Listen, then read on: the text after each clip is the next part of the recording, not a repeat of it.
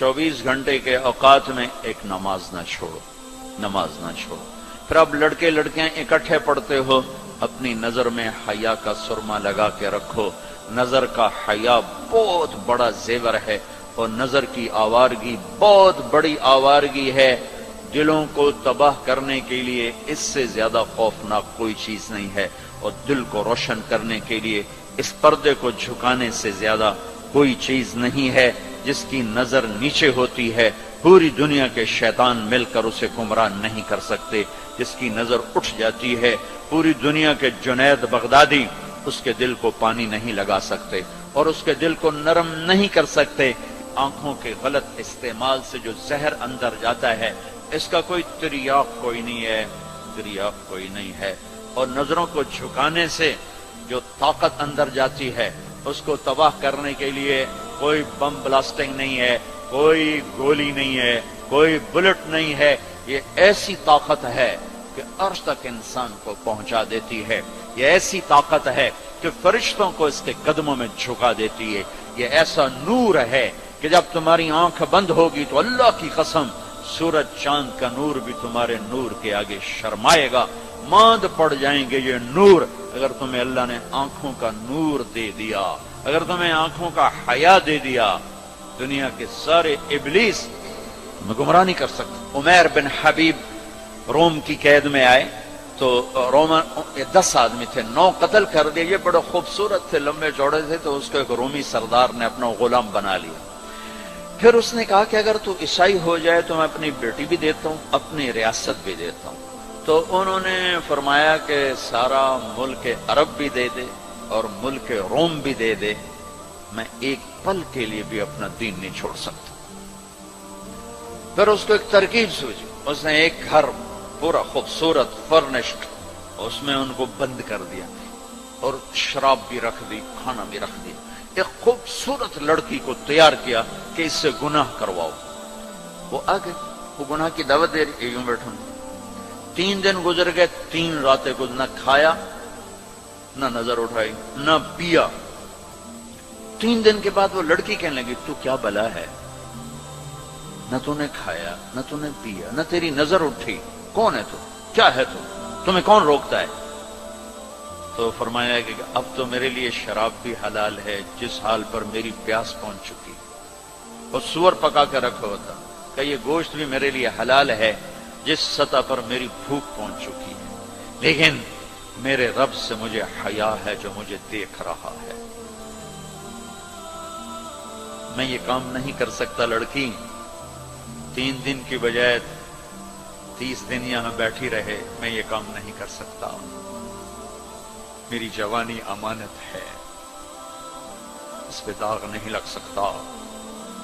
वो कहने लगी, तेरे जैसे इंसानियत के ताज को मैं कत्ल नहीं होने दूंगी, मैं तुम्हें छुड़ाऊंगी। बाहर निकल के कहने लगी, सरदार तूने मुझे किसके पास भेजा है? लोहा है, ना खाया ना पिया, या पत्थर है कि एक दफा उसने नजर उठा के नहीं देखा, मैं कहां से उस पर हाथ डालती। और फिर रात को आई, एक थैले में कुछ खाना और एक मशकीजे में थोड़ा पानी, और उसको चुपके से निकाला। कहा ये देखो तारा, कुतुब सितारा देखा, कहा इसको यहां रखना कंधे पर और चलते रहना, रात को चलना, दिन में छुपना। अगर इसको तुमने इस सीधे कंधे के साथ रखा तो एक दिन तुम इराक पहुंच जाओगे। ये किरदार था जिसने सहरा नशीनों को कैसर और किसरा के ऊपर झंडे गाड़ने की ताकत अता फरमाई, तौफीक अता फरमाई और कुव्वत और कुदरत दी। अपनी 24 घंटे की जिंदगी में तुम्हारी हॉस्टल लाइफ है, पार्टियां ना बनो। मेरे देश को मजहबी नफरत ने भी बर्बाद किया है और सियासी नफरतों ने भी बर्बाद किया है। सारा मुल्क जवाल का शिकार है। मैं सियासतदानों का सिर्फ गिला नहीं करता हूं, मेरा तो रेडी पे सेब बेचने वाला भी बददियानत है, खाइन है। तो मैं सियासतदानों का गिला क्या करूं, मैं अफसरान का, ब्यूरोक्रेसी का रोना क्या रोऊं। हमारा तो चपड़ासी भी बददियानत है। अल्लाह उसके रसूल की गुलामी को ढूंढो ढूंढो, مذہبی نفرتوں کا شکار مت ہو. ہماری نسلوں میں بڑے دکھ سے یہ باتیں کہہ رہا ہوں کہ جیسی نفرت میں نے پاکستان میں دیکھی ہے مذہب کی، پوری دنیا میں کہیں نہیں دیکھی. مذہب کا اختلاف کب نہیں تھا؟ میرے نبی کی موجودگی میں صحابہ میں اختلاف تھا، نبی کی موجودگی میں اختلاف تھا. اختلاف ختم ہی نہیں ہو سکتا. محبت کرنا سیکھو، محبت کرنا سیکھو، محبت کرنا سیکھو. تم اپنے نبی کی سیرت اٹھا کے دیکھو، منافقوں کو گلے لگایا. عبداللہ بن ابی مرنے کے قریب ہوا. عبداللہ بن ابی غلیظ ترین انسان اور جہنم کے سب سے نیچے. ابو جہل اوپر ہے، عبداللہ بن ابی نیچے ہے. ابو جہل اوپر ہے، عبداللہ بن ابی اس سے نیچے ہے، لیکن اس نے اسلام کا لبادہ اوڑھا. میرے نبی کیا عام آدمی، میرے نبی کو تو سارے منافقوں کا پتا تھا کہ کون کون ہے، باقی صحابہ کو نہیں پتا تھا کہ کون ہے، لیکن عبداللہ بن ابی کے بارے میں سب کو پتا تھا یہ منافق ہے. اس کے بیٹے آ گئے، وہ صحابی تھے، کہ یا رسول اللہ میرا باپ مر رہا ہے، آپ جنازہ پڑھائیں گے؟ کہاں پڑھاؤں؟ تو اس کے کفن کے لیے آپ اپنا کرتا دے دیں گے؟ کہاں؟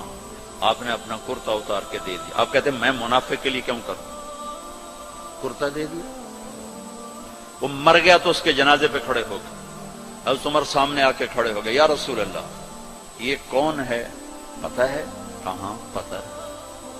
کہا تو اس کا آپ جنازہ کیوں پڑھا رہے ہیں؟ کہا میرے اللہ نے مجھے ابھی تک روکا نہیں، یوں کہا ہے پڑھ یا نہ پڑھ میں معاف نہیں کروں گا.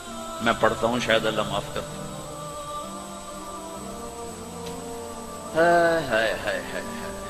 ایک جگہ تھا وَإِن تَسْتَغْفِرْ لَهُمْ 70 مَرَّةً فَلَن يَغْفِرَ اللَّهُ لَهُمْ. اے میرے نبی 70 دفعہ پڑھ دے جنازہ میں پھر بھی معاف نہیں کروں گا. تو میرے نبی نے فرمایا ہے اگر میرا اللہ کہتا کہ اے میرے محبوب اگر آپ 70 دفعہ ان کے لیے دعا کریں گے جنازہ میں معاف کر دوں گا. تو ہم نے کہا میں اس کم بخت کا 70 دفعہ جنازہ پڑھا دیتا ہوں، اس کے امتی ہو کر سلام کا جواب نہ دیں، ایک دوسرے کے پیچھے نماز نہ پڑھیں اور کفر کے فتوے لگائیں. اور آپ نے پڑھا دیا اور فرمایا ابھی مجھے اللہ نے روکا نہیں، اختیار دیا ہے شاید بخشا جائے. وہ اس کی میت کو لے کر گئے تو جلدی نکل گئے، آپ ذرا پیچھے رہ گئے تو اس کو قبر میں اتار دیا تھا. ہم نے کہا باہر نکالو. اس کی میت کو باہر نکالا، اپنا لعاب اپنی انگلی پہ لگایا اور اس کے منہ میں ایسا ڈالا کہ شاید اللہ اس کی تو فعل ہی اس کی بخشش فرما دے. اس منظر کو دیکھ کر 100 منافق کلمہ پڑھ گئے. 100 منافق کلمہ پڑھ گئے. میرے بچوں ایسے علماء کا اعلی کار مت بنو جو تمہیں دست و گرے باں کر دیں، جو تمہیں مسلمان کو کافر پیش کریں. مسلمان بنو، مومن بنو، مسلمان بنو. اللہ نے ہمارا نام یا مسلم رکھا یا مومن رکھا. میرا تیرا تعارف ایمان ہے، اسلام ہے. ایک دوسرے سے ایسی نفرت، امت تو ختم ہو گئی، گروہ بن گئے، فرقے بن گئے، ٹکڑے ٹکڑے ہو گئے. تو اللہ کی مدد کس پر آئے؟ کس پر آئے؟ کیوں آئے؟ ادھر مذہب کے نام پہ نفرت اور ادھر تہذیب کے نام پہ ننگا پن اور ناچ آوارگی. کدھر اللہ کی مدد آئے؟ مسلمان بن کے رہو. اپنے حوصلوں میں تمہارے ان بچوں میں کوئی آپس میں لڑا ہوا ہو ابھی اٹھ کے گلے لگنا کہ میرے نبی کا فرمان ہے 2 مسلمان لڑ پڑیں پھر 3 دن تک صلح نہ کریں تو میری طرف سے یہودی مریں عیسائی مریں، مجھے ان کی کوئی ضرورت نہیں ہے. اور ہر پیر اور جمعرات کو اللہ کی بارگاہ میں اعمال پیش کیے جاتے ہیں. اعمال پیش کیے جاتے ہیں. جب 2 مسلمان، 2 عورتیں، 2 مرد، 2 نوجوان، 2 لڑکیاں، 2 لڑکے، 2 بھائی، 2 پڑوسی آپس میں لڑے ہوئے ہیں، سلام دعا نہیں ہے، جب تک یہ توبہ نہیں کرتے مجھے ان کا کوئی عمل قبول نہیں ہے. میرے بچوں میں نے حوصل لائف گزاری ہے.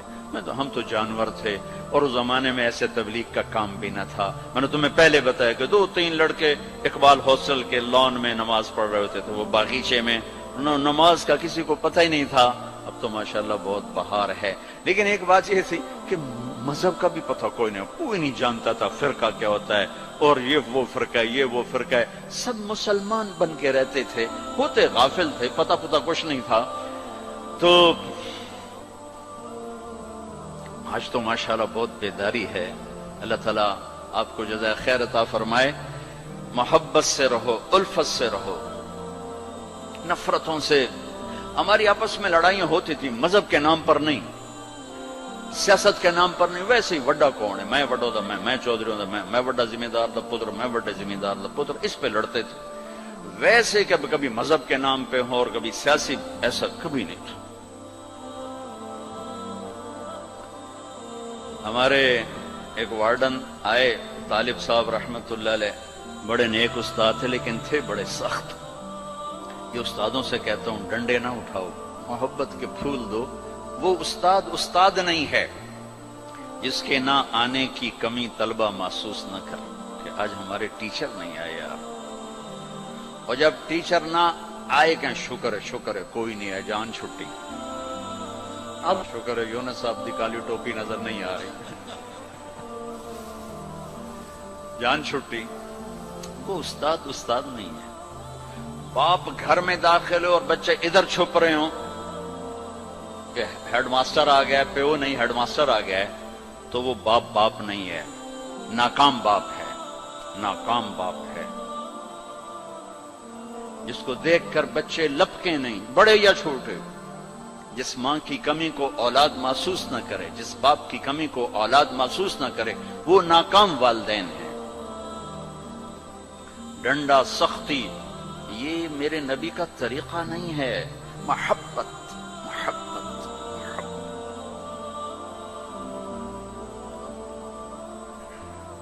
وہ تھے بڑے یعنی مہربان تھے، لیکن وہ زمانہ ہی تھا ڈنڈے، کان پکڑو ڈنڈے. سختی سے بچے جھوٹ بولتے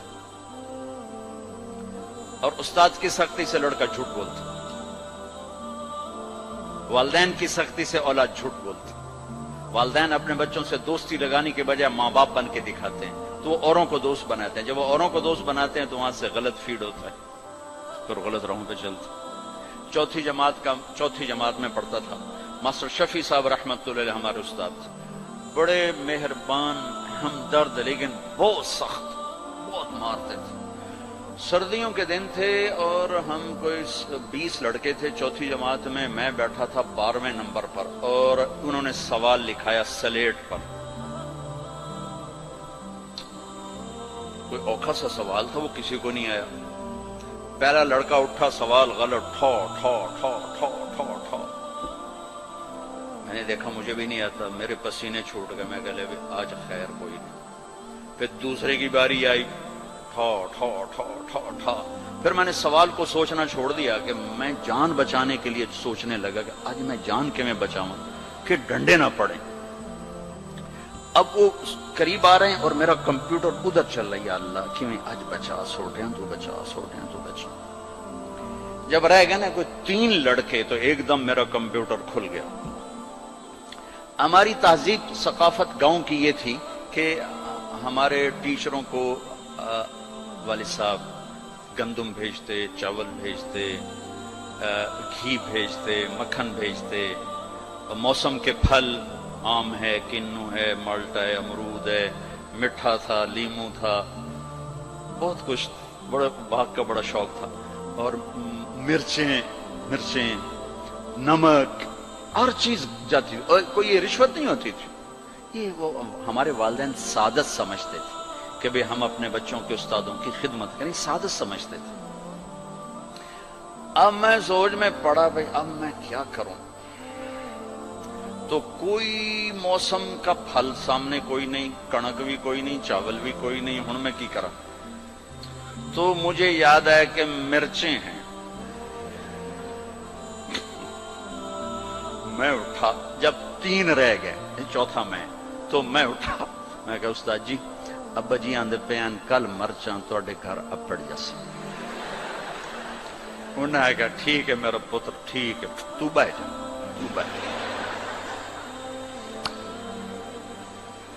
میں ڈنڈوں سے بچ گیا. یہ جھوٹ مجھے کس نے بلوایا؟ میرے استاد نے بلوایا. بچہ تو ایک یہ پھول ہوتا ہے، اس کو یوں تھپڑ مارو تو یہ مسئلہ جائے گا.